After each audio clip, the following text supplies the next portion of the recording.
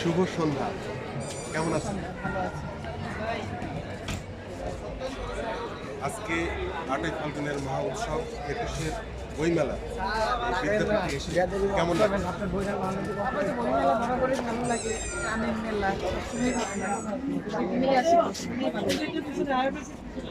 যে বইটি হাতে আছে কয়টা লেখা আছে?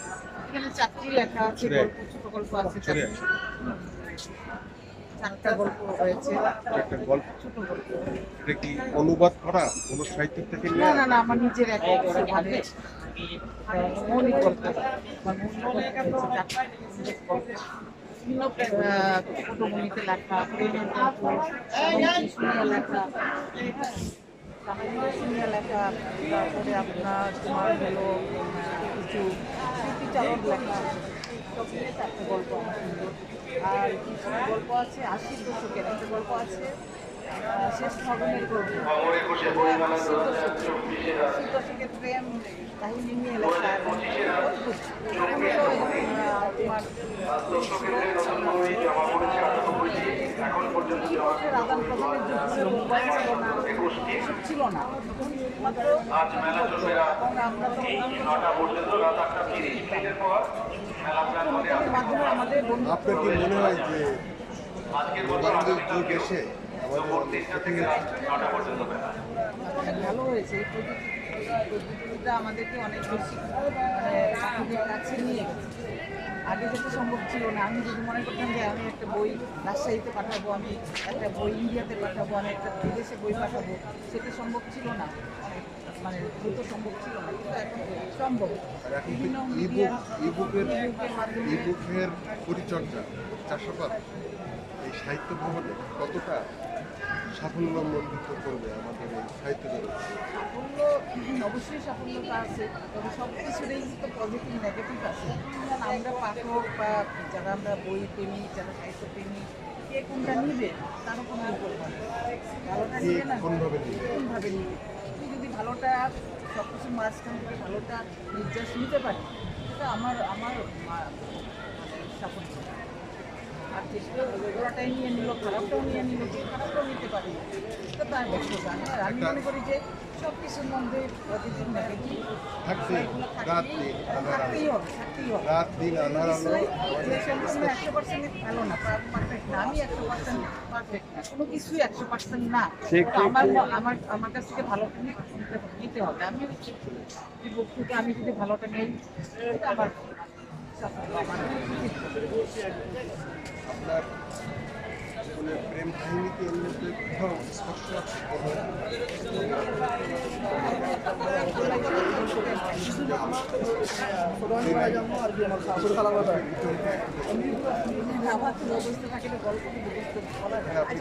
আমি বলি, সেটা হলো একটা মানে বলা হচ্ছে, আমি একটা গল্প লিখেছি যে তুমি যখন দূরে থাকো, আমি তোমাকে সম্পূর্ণ ভালো করে দেখতে পারি, আর তুমি যখন আমার কাছে থাকো, আমি দেখতে পাই না। এটা বলা হচ্ছে যে আসলে আমরা হৃদয় দিয়ে মানুষ যে বিষয়টা দেখি, সেটা চোখ দিয়ে দেখা যায় না।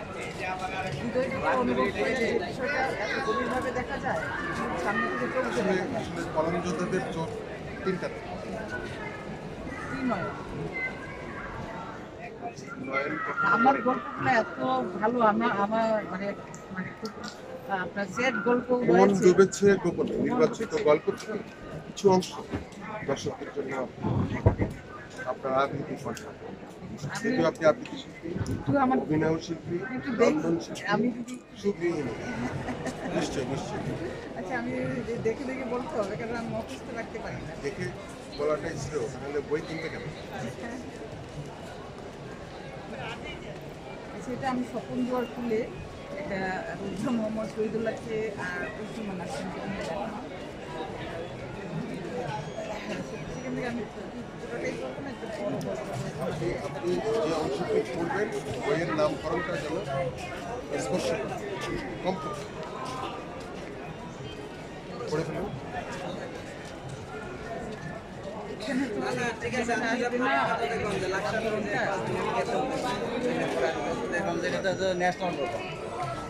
আচ্ছা, আমি অন্য একটা গল্প থেকে পড়ছি। মাদার, গল্পটার নাম সিনিয়র মাদার। আচ্ছা, সেখানে এক ছেলেটা বলছে যে, মানে আমি রিমিক্স, মানে আমি যে ছেলেটাকে বলছি যে আমার সাথে মানে যে ছেলেটা ছিল সে একটা রিমিক্স, সে গান করে আমি করে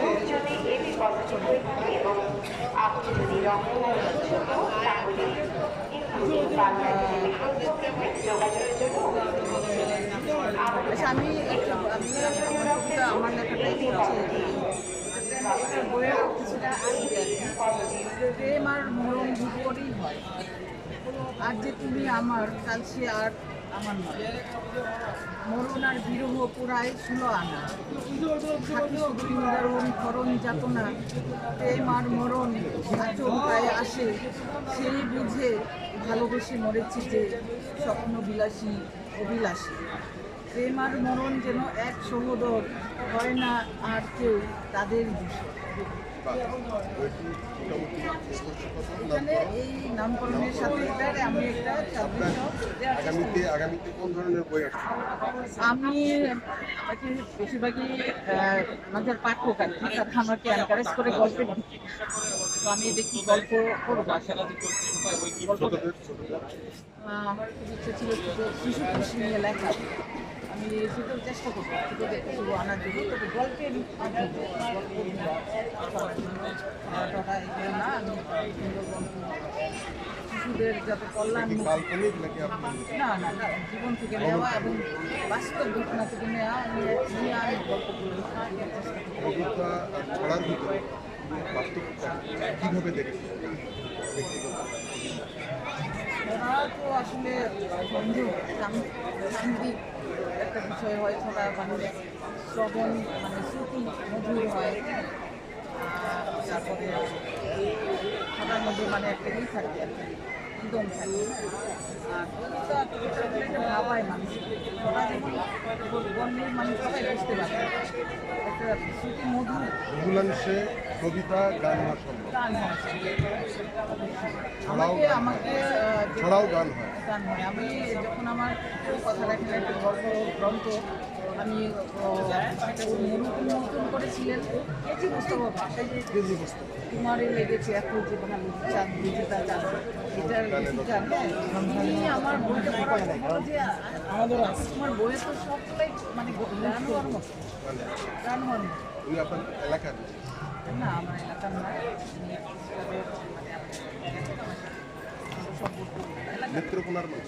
না না, খেলার হাদিস ভাই আমার নেত্রকোনার মানুষ, উনি বলেন নাই, কিন্তু উনি আমার বইটা সব পড়ছেন, বলছেন না তোমার বইটা এত তুমি ভালো লেখক আমি জানতাম না, না পড়লে জানতাম না, তুমি ভালো লেখো কিন্তু এটা আমি জানতাম না, আমি তোমার রিভিউ করবো কারণটা করি না, তুমি মারা গেছে, আমি তোমার বই কোনো গানের কলি দিলাই তোমারে লেগেছে এত যে ভালো চাঁদ বুঝি গা জানে, রাতের বাসরে কিশোর হয়ে তাই তো কিন্তু আমার প্রিয় একটি গান, আয়নায় ওই মুখ দেখবে কপালে আলোটি পড়বে চোখে, এখানে তুমি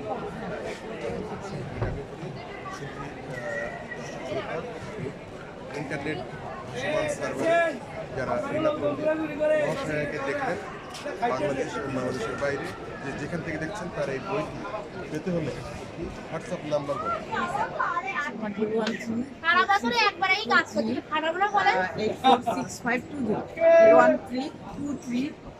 1323 রকমারিতে কি রকমারি.কমে আমার নিয়মিত পাওয়া যাবে, রকমারি.কমে আমার বই পাওয়া যাচ্ছে, সব ধরনের সব বই পাওয়া যাচ্ছে। আর আমার বিভিন্ন কবিতা শুনতে চান তাহলে ইউটিউবে সার্চ দিলে আসবে আমার সব কবিতা। স্বপ্নের নীল স্বপ্ন, আহসান হাবিব নামে একজন তার পেজ আছে, তো সেই পেজে আমার কবিতা আহসান হাবিব, কবি পেলি আহসান হাবিব।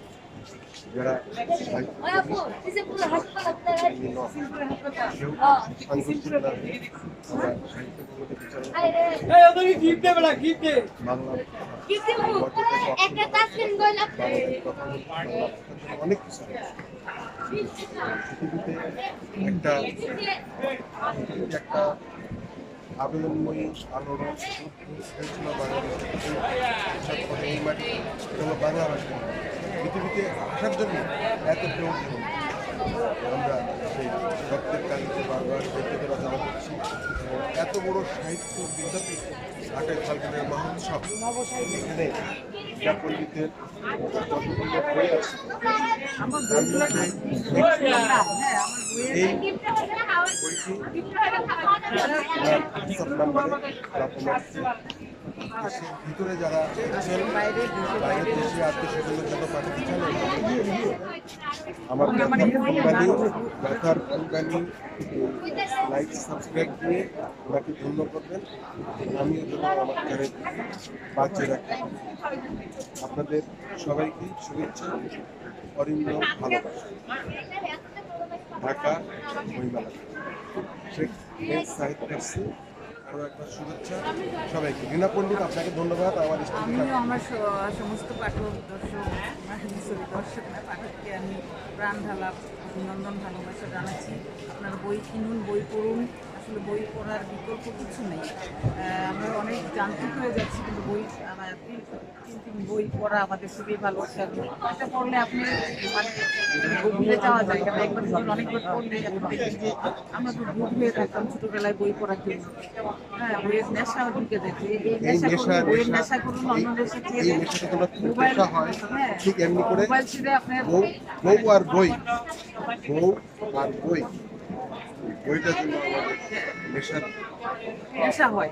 এটা আমি চাই সব ইয়ং জেনারেশনের যেন নেশা হয়। হ্যাঁ, ইয়ং জেনারেশন যেন এই নতুন জেনারেশন জন্য বউয়ের পাশাপাশি বইকেও ভালোবাসা। সবাইকে ধন্যবাদ।